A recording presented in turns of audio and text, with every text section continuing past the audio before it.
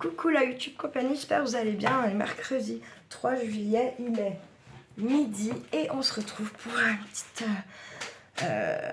petit récit de pas très loin de chez moi. Toujours du bouquin de Patricia Gaillard, Contes et légendes du Jura. Et voilà, donc ça s'appelle Saint-Laurent en Grand Vaux à la pointe de l'épée. Les esprits servants. Vous avez certainement entendu parler un jour de ces lutins serviables qui viennent la nuit faire une partie de notre travail. Pour ma part, cet être-là m'arrangerait bien s'il venait dans mon logis élire domicile. Je laisserais les corvées s'entasser pendant que, penché sur mes histoires tard avec ma plume, je feindrais de ne pas les voir. Ils feraient la vaisselle, le ménage, bien mieux que moi, et je les bénirais d'adoucir mon quotidien. Mais ils ne sont, à ce jour, jamais venus chez moi. Ce qui signifie pas qu'ils ne viendront jamais. Du côté de Dénésières était une ferme où le travail ne manquait pas. Dans quelle ferme manque-t-il? Dans celle-ci, en tout cas, les gens avaient beaucoup de chance. Car c'était là que les petits esprits servants avaient choisi de se trouver. On les nommait esprits servants. Car on ne les voyait jamais, mais leur service était rudement bien fait. Attendez, je vais me mettre juste... parce que j'ai froid d'un coup. Comme la maison, elle est crue, en fait. Il y a 15 degrés dehors, donc... désolée. Hein. Voilà.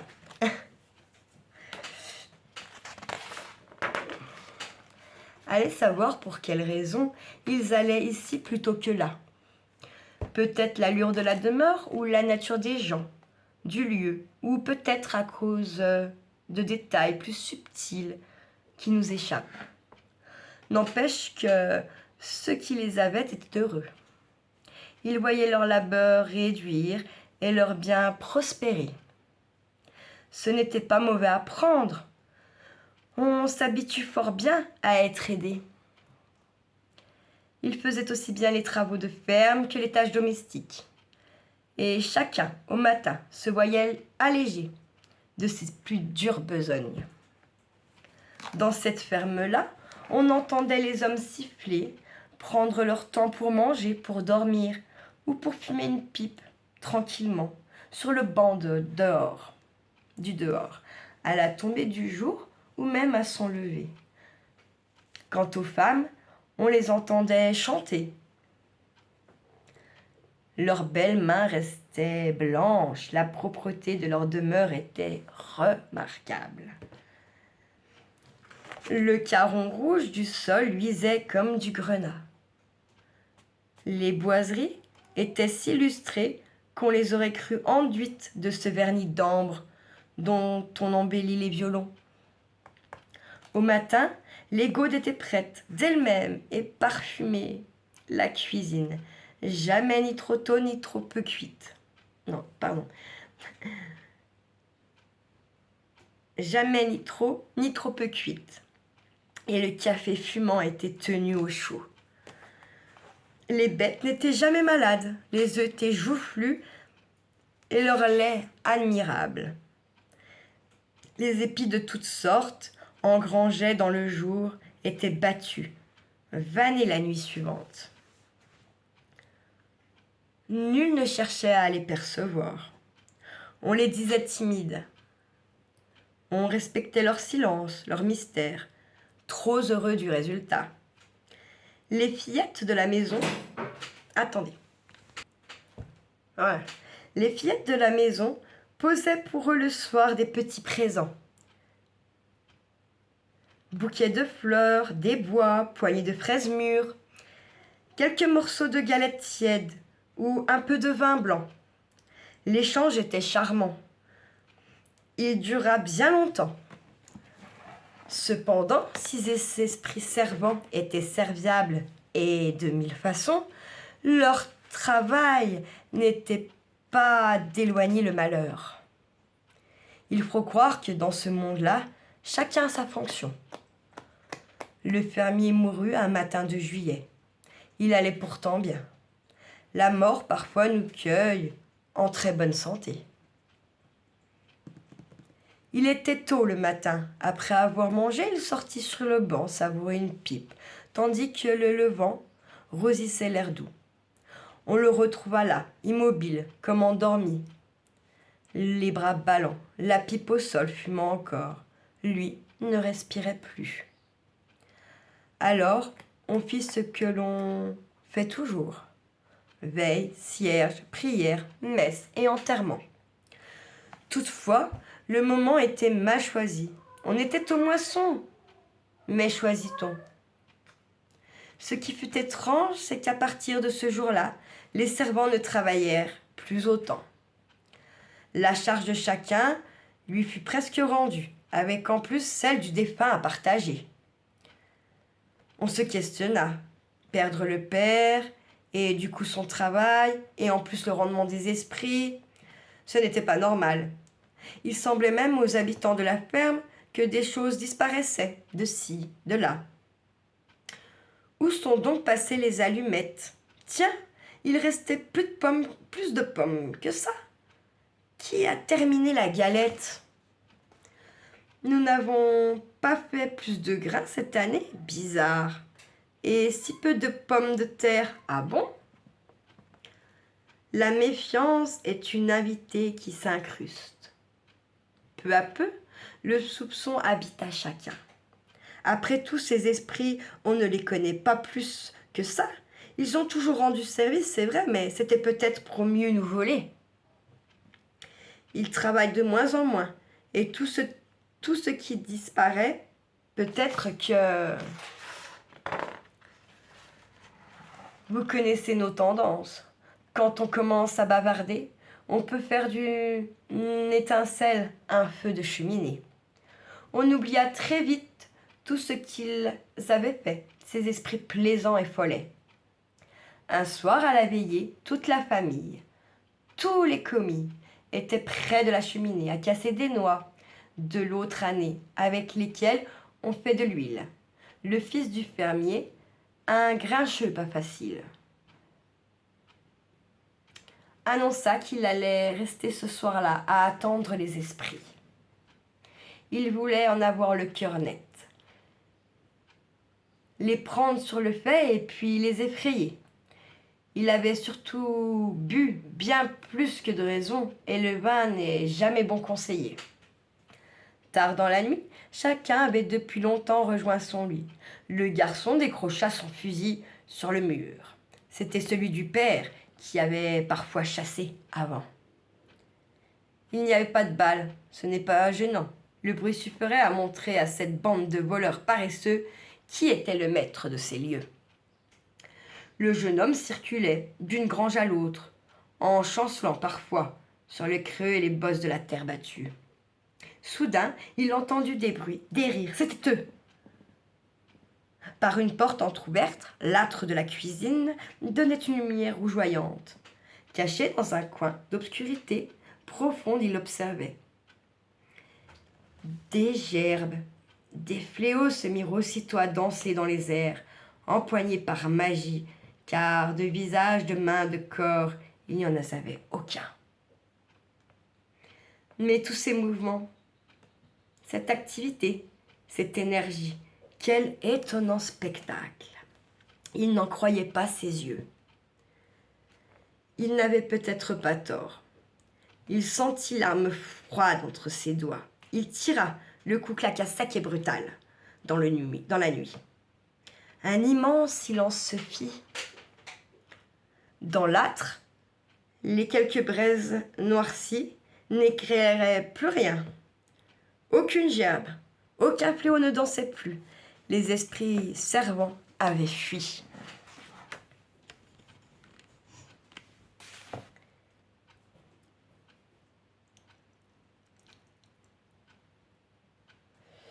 Ce qui les effraie ne les voit jamais plus. à la ferme, depuis, les travaux sont à faire, comme ils le sont partout et pour tout le monde. Ici, depuis, on siffle bien moins, on chante moins encore. Le levant, le couchant s'installent à leurs heures. Et sur le banc dehors, qui a encore le temps de les contempler. Savez-vous que trop souvent, on voit ce que l'on perd après l'avoir perdu? Il en va ainsi des choses, des êtres et des esprits servants. Près de bons lieux, où nous allons maintenant nous rendre, se trouve un autre servant qu'on appelle carabin. Il ne travaille pas en groupe, comme ceux qui nous quittons. Non, celui-là est tout seul. On dit qu'il est sur terre pour gagner son paradis. Il est dévoué et travaille des nuits entières pour servir ses hôtes. C'est un servant qu'on peut voir parfois, mais il est si comique dans sa présentation qu'il est bien difficile de le prendre au sérieux. Une bonne vieille m'a dit, me reluquant par-dessus ses lunettes avec un air espiègle. Il est grand et maigre, tout en os, bien blanc. Son regard est vif et brillant, et il porte un long, très long bonnet pointu. Oh, il n'est pas méchant, sauf si on se moque de lui. Si vous le voyez, baissez les yeux, ne dites rien, il passera. Tout sera bien. Si nous marchions un peu, allons jusqu'au lac de Bonlieu. Il y fait si bon ce soir. Tout nous invite à la rêverie. Assoyons-nous un instant. Les grands arbres des bords, dressés sur leurs racines épaisses, buvant patiemment l'eau sauvage du lieu, étaient déjà ici, au temps où les bavards rapportaient les soirs d'hiver dans le coin d'âtre des récits étonnants. De ces arbres, les plus anciens s'y trouvaient sûrement déjà, ou peut-être certains de leurs pères, au temps où ces terres portaient l'abbaye des Chartreux. Ces quelques vénérables ont peut-être encore à les savoir dans leur cercle de bois, au cœur, loin, sous l'écorce, les vibrations de quelques chants d'oraison. Se souviennent-ils encore de Jean de Boitteville, don Juan pour ses frères ecclésiastiques, qui vint en cet endroit pour expirer un crime? Expirer, ma foi, c'est vraiment beaucoup dire. Écoutez plutôt cela. Et ensuite, nous changeons tout bonnement de récit.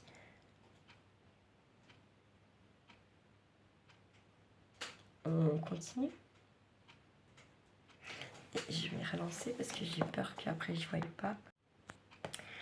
Alors Jean décida de quitter le monde, d'enterrer son péché et de devenir un saint. Bonjour. Dans le récit qui vient, nous allons suivre un homme qui a bel et bien existé. Mais autour de lui, la fantasmagorie populaire a tissé une légende dont nul ne saurait dire exactement ce qu'il y a de vrai. Il est en nous ce besoin de créer ou de magnifier des héros qui osent vivre des aventures terribles ou splendides, mirifiques dans tous les cas. Nous dessinons alors des destins hors du commun, car c'est bien de cela qu'il s'agit, c'est bien cela qui nous charme, nous fait rêver, sortir du commun. C'était il y a plus de 3 siècles, au crépuscule, un soir d'automne. Quelques oiseaux s'attardaient à fouiller dans les fourrés d'aubépine. Les baies rebondirent rouge sang. Une chouette, déjà au creux d'un chêne roux, écarquillait ses yeux d'or vers quelque proie fuyante. La brume vaporeuse, imperceptible, montait peu à peu, soupir de la terre. Un chien, au lointain, lançait des cris rauques et secs qui vibrait dans les bois alentour. Une silhouette, encapuchonnée, tendit une main forte et sûre vers un heurtoir. Les coups résonnaient d'une étrange manière dans la tranquillité recueillie du soir. Derrière un mur, on entendit des pas réguliers, bruissant à peine sur les cailloux, et le coumas d'un lourd loquet. La porte épaisse s'ouvrit. Le visiteur prononça 2 ou 3 mots, d'une voix dissimulée dans son capuchon pointu. Ce lieu de domaine d'eau de forêt, élevé et retiré, était la retraite sobre et sévère d'une poignée de solitaires, prématurément lassés du monde, tout près de Dieu. L'ordre des Chartreux. Des presqu'ermites vivant de silence, d'austérité profonde et de grande solitude. Dans ce monastère, déjà vieux à ce moment-là, de plus de 4 siècles, la règle ne souffrait aucune fantaisie, tombeau géant pour des épris d'amour et de mort. Seul lien véritable avec cet autre monde ou de notre sétain, disait-il. L'homme qui entrait ce soir-là désirait tout cela. Il portait le nom de Watteville. Jean de Watteville. Sa mère était milanaise. Son père, dont il avait reçu la fibre militaire, était un général au service du roi d'Espagne. Ces natures ont dans leur sang d'aimer croisé le fer. C'est ainsi qu'en duel, un soir de février, Jean de Watteville embrocha un homme qu'il abandonna, agonisant dans une sinistre ruelle d'Italie. Puis il s'enfuit à Paris, où, noyé dans la foule, il resta quelque temps. Celui qui, dans la masse, s'oublie aisément, dans l'œil de sa conscience semble se mirer sans cesse, même enturbané, travesti, méconnaissable. Un matin, très tôt, ayant choisi d'entendre une messe, Jean tomba. La chose est assez rare. Sur un orateur très expressif qui parla de l'enfer en termes choisis et si saisissants qu'à l'entendre, douter devenait impossible, surtout si quelque chose poissait l'originelle clarté de l'âme. Jean de Watteville, debout des 2 pieds sur la dalle glacée, tomba un court instant dans le labyrinthe éternel des flammes et de tourments dont il était question. Il eut une vision précise et détaillée de ce lieu qui nous faisait jadis rengainer bien des choses avant de devenir peu à peu extrêmement démodé. Il sut ce jour-là qu'il était un criminel. Il te faut expier, Jean, disait une voix intérieure et minuscule, voix qui ne cessa plus. Le temps était très loin, où de rudes croisades, embrassées avec ardeur, donnaient des occasions de gommer les méfaits, de curer les consciences. Alors Jean décida de quitter le monde, d'enterrer son péché, de devenir un saint. Il se glissa, humble et sincère, dans la ronde des frères capucins, du côté de Besançon. Mais la règle, trop douce, laissait, il le sentait, son crime impuni. C'est ainsi donc qu'il arriva vers chez nous. Ce soir-là, à Bonlieu, espérant bien trouver ici de quoi se mortifier. Il trouva, il devint lentement, en 4 années, ce que deviendrait un loup au bout d'une chaîne. Et cette chaîne qu'il avait tant réclamée se resserrait sans cesse, le faisant misérable. Il haïssait maintenant ce nom de Don Juan, son nom de reclus du monde, du rétréci de tout. L'habit ne fait pas le moine, vous le savez. Ce soir-là, cette constatation fut plus vraie que jamais. Le vêtement de drap blanc lui était devenu une cruelle prison. Il le quitta rageusement, en même temps qu'une croix qui résonna au sol. Puis Il sortit d'une besace au cuir plié et desséché par les années d'attente un ancien habit de jeune qui lui allait encore fort bien. Les chartreuses, produisant très peu de ventre rond, quelques pièces dorées et un couteau se trouvaient encore au fond d'une poche.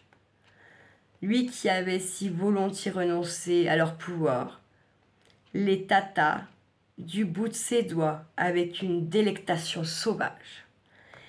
Il allait se sauver et rompre tous ses vœux, recouvrer la vie entière, joueuse, libre, voluptueuse. Le prieur intuitif présentait quelque chose depuis un certain temps. Il savait Don Juan un ardent personnage. Il avait reconnu chez lui cette étrange manière qu'ont certains religieux de se maudire. La chaîne sans amour est une chaîne mortelle. Il le savait. Il avait pitié de son frère, mais la règle prévalait. Dissimulé dans le recoin obscur qui faisait un très gros pilier, il surprit la fuite de ce loup déchaîné, se jeta en avant en l'attrapant au col. « L'évasion n'est pas conforme, lança-t-il autoritaire. Don Juan, tout gouverné alors par son aigreur, empoigna dans sa poche ce couteau juste retrouvé, sitôt utile et toujours puissant. Le coup tomba brutal, le sang gicla fort, le prieur s'effondra sans pousser un seul cri, ni même le plus petit souffle. Jamais plus dans ses yeux ne devait s'éteindre l'immense stupéfaction. Rien de tout cela n'arrêta le fugitif qui vola, pour finir à cheval dans la cour. Longtemps encore s'entendit dans le lointain le galop rapide cadencé qui s'atténuait et ressemblait au battement de plus en plus fragile d'un cœur mourant. Bien plus tard, leurs 10 frères, qui se dirigeaient en colonne silencieuse pour l'office de matine, chantaient à chaque milieu de nuit, trouvèrent sur leur chemin le prieur poignardé.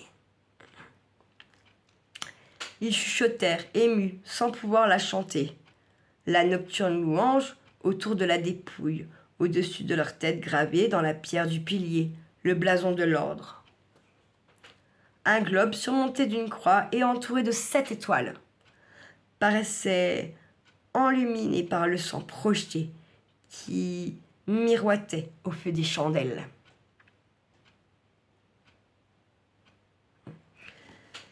Le fuyard galopa des heures entières sans s'arrêter. La bête sous lui avait les yeux révulsés, les poils ruisselants. Ce fut qu'au soir suivant que Don Juan entra dans une auberge, harassé et affamé. Sans même saluer quiconque, il réclama haut et fort un dîner de viande grasse, bien arrosée.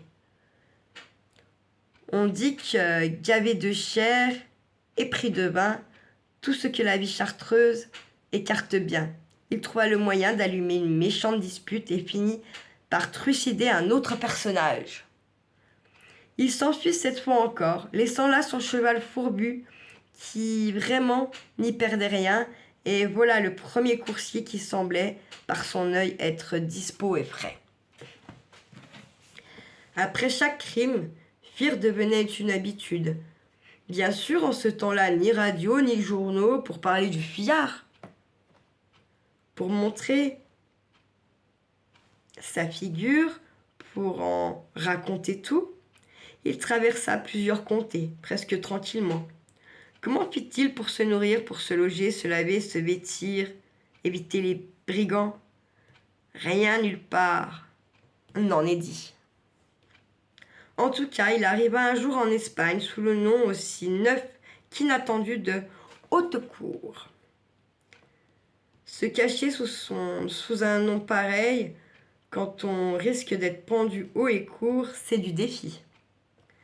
De l'humour sombre, de la bravade. Pourtant, ce nom ironique choisi avec esprit. Il m'en manquait pas, ne changea rien à sa nature. Il se fit meurtrier une 4e fois, s'enfuit encore, bien entendu, mais pas très loin. Dans un couvent, encore un, tenu par une chanoise, ami d'un ami. On a raison de dire qu'il est bon d'avoir des amis partout.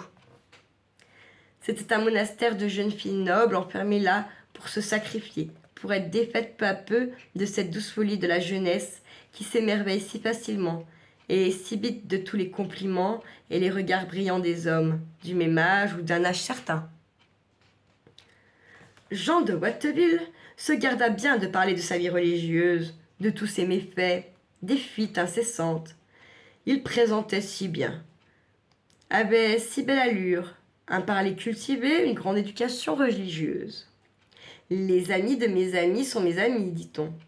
La chanoinaise, charmée, dit cela, elle aussi. Quel asile sûr, confortable et charmant. Ces belles émoustillées par un homme, créature parfaitement rare en ce lieu, mettaient tout leur savoir de femme à tâcher de le contenter. Cuisine, jardin, fraîcheur, bouquet, tout était grâce autour de lui. Lorsqu'il les entendait chanter, les oraisons, c'étaient des anges, cette fois-ci qui apparaissaient aux yeux ravis de Don Juan. Il s'est pris de l'une de ces jeunesses qui ne voyaient que lui, dont les dansantes courbures auraient jeté le feu au plus saint personnage. Au sein de ce couvent, les amants endiablés expérimentaient de nuit 1000 jeux délectables. J'éviterai, lecteur, des détails trop précis qui, après tout, ne nous regardent pas. Selon les connaissances que vous avez en la matière, vous aurez la bonté de vous les imaginer. Vous pensez bien que la prude chanoinaise, qui ignorait encore tout, se serait élevée contre cette aventure et aurait démasqué notre don séducteur s'il avait simplement aperçu quelque chose. Elle ne vit jamais rien. Convaincus tous les deux d'amour définitif, ils projetèrent de s'enfuir. De Watteville prépara la chose, ayant une expérience dont elle manquait vraiment. Elle sortait depuis peu de l'âge de l'enfance. Ils partirent une nuit, sous un très gros orage. Les craquements du tonnerre, les sifflements du vent, les eaux dégringolantes du plus haut du ciel noir, tous ces fracas épouvantables rendit leur évasion très facile. Mais la robe de toile grise, ample et froncée de la nonnette, se colla misérablement à son corps mince. Elle ressembla très vite à un chat mouillé quand il perd de son poil le joli bénéfice. Du coup, son soupirant hésita un peu. Mais pour elle, enchanter rien, jamais n'avait été plus merveilleux que de fuir cette vie qui l'enterrait. Elle était convaincante et lui était touchée. Une fois n'était pas coutume. Quand ils arrivèrent à Lisbonne, ils embarquèrent pour Smyrne, une ville de Turquie. Mais après quelques jours, transpercés jusqu'aux os par sa robe mouillée, par le vent de la mer, l'exaltation du voyage, si étonnant pour elle, était peut-être aussi une bonne fragilité. Allez savoir, elle mourut. De Watteville ressentit une peine sincère, mais très brève. Un bon jour, il arriva à Cythère. Puis, naviguant lentement parmi les îles dispersées de la mer Égée, il accosta à Smyrne, qui s'appelle Izmir maintenant. Là encore, des amis le reçurent avec joie. Il repartit du port, emportant avec lui de douces subsistances et des laissez-passer qui étaient en ce temps-là de clés véritables et souveraines. Istanbul, ce grand ventre d'épices, de couleurs et de lumière, l'emporta dans son tumultesque. Istanbul, ce grand... Il sentit sa mémoire partir en lambeaux derrière lui et disparaître peu à peu dans les flots cristallins. Le grand vizir, personnage important, vivait à Istanbul.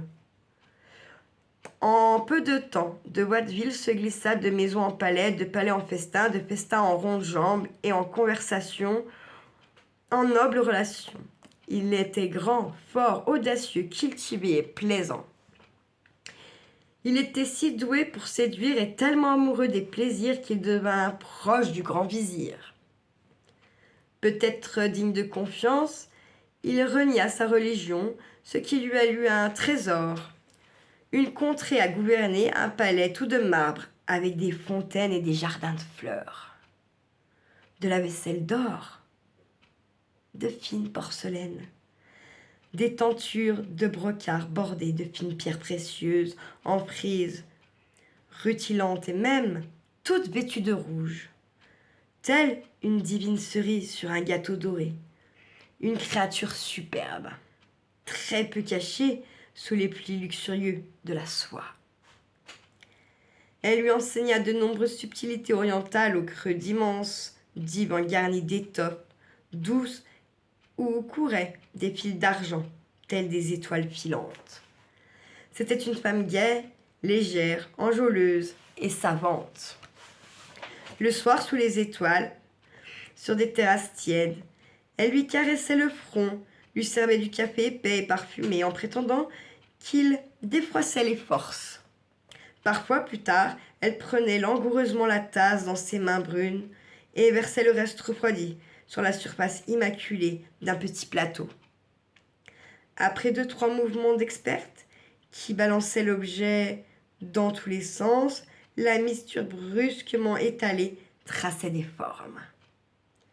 Dans ses dessins, elle lisait des choses étonnantes, des choses qui dévoilaient cette vie dont il ne disait rien, son passé qu'il croyait noyé dans les vagues. Elle voyait tout autour l'aiguille du danger, le cercle fermé, des complications, le corbeau de la mort, la grette de l'emprisonnement, la lune de la tristeuil, l'œil de l'angoisse, le pan du désordre, le papillon de l'instabilité, la plume de l'aventure. Un soir, elle avait même vu dans un reflet particulier de la tache liquide presque noire l'éclat indiscutable d'un amour mystique. Elle lui avait dit alors qu'un jour il repartirait, que son Dieu l'attendait.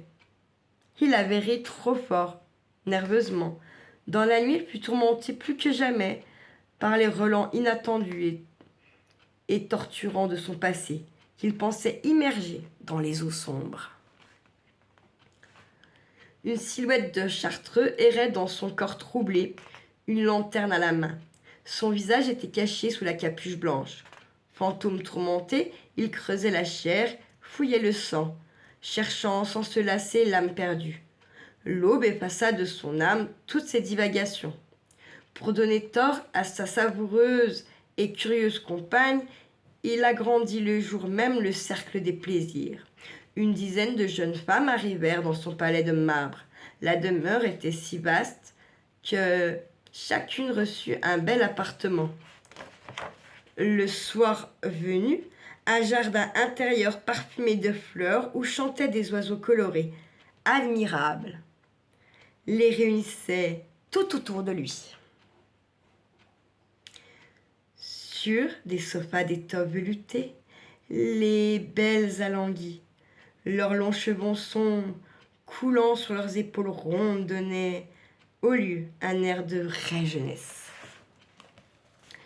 Au-dessus des cruches de thé fumantes montait également une bande sinueuse de vapeur odorante. Avec ses indécentes prémonitions, ses clairvoyances impertinentes, le café n'avait plus sa place en la demeure. Ça me gratte, je suis désolée.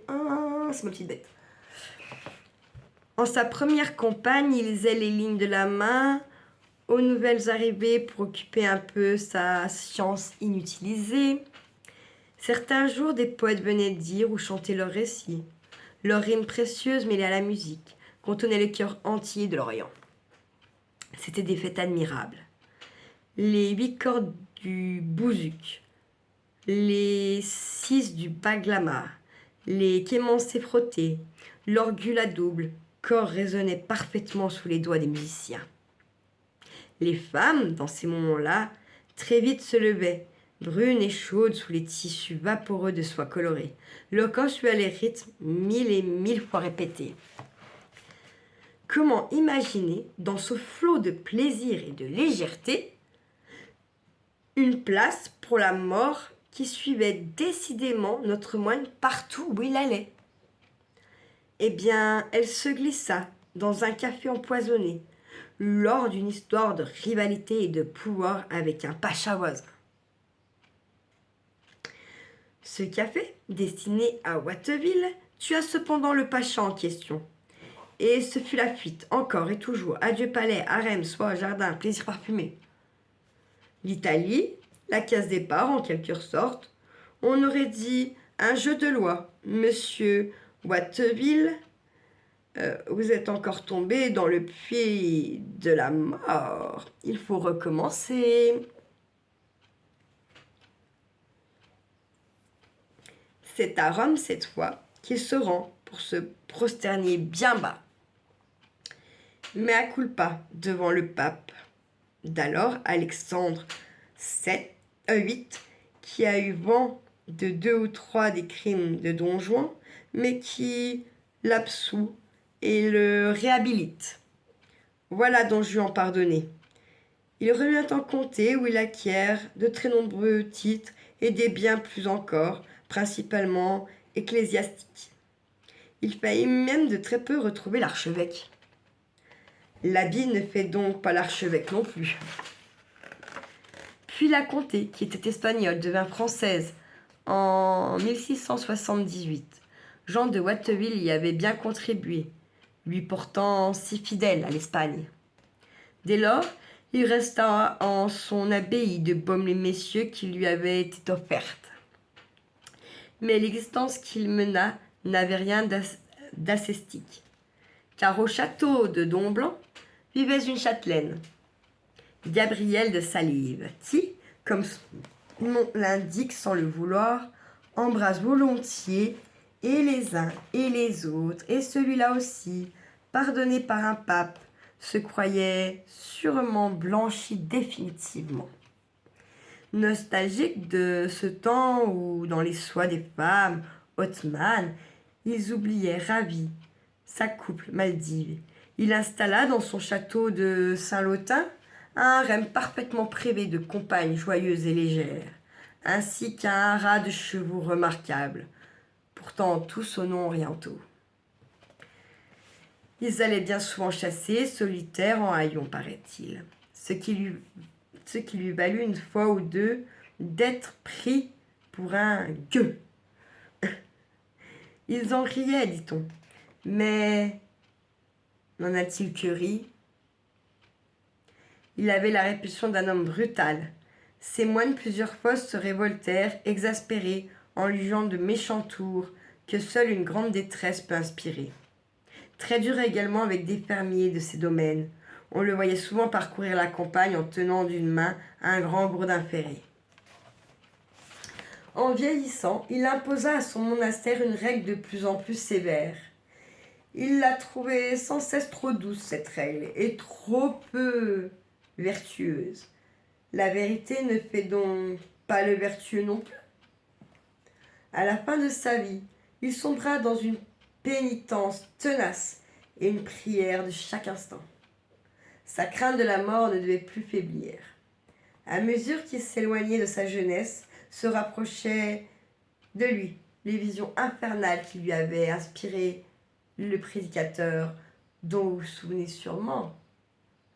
Puis il glissa dans l'agonie avec des yeux terrifiés. Près de lui, un moine à genoux priait dévotement tout le jour, en invoquant les saints nécessaires à ces cas effrayants.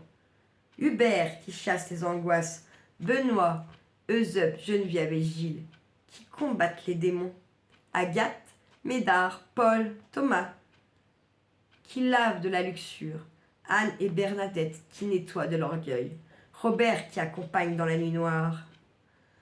Le pauvre priait sincèrement, mais très vite, l'affaire semblait extrêmement urgente. Soudain, le moribond réclama un café. Désir curieux pour un mourant.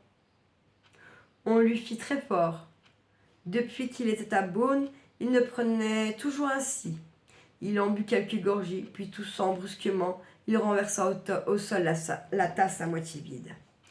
Le liquide brun, presque noir, s'étala sur la dalle lentement, dessinant une étoile, très nettement. Elle annonce, disent certains, le bout des épreuves, la fin des labyrinthes, le repos des tourments. Une nature brutale et une enveloppe douloureuse. Ceux qui l'ont le savent bien. Cette étoile sur le sol, nul la remarqua. Qui donc aurait su le lire? Le mourant soupira et entra dans la mort.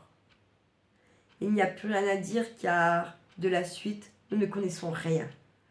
Elle reste un mystère, et c'est peut-être bien. Demeurons encore un instant au bord de ce lac, même si la surface de l'eau frissonne encore à l'évocation de ce récit lointain. Ces arbres ont vu le château de l'Aigle, demeure médiévale dominant les eaux, silhouette imposante, et à présent disparue.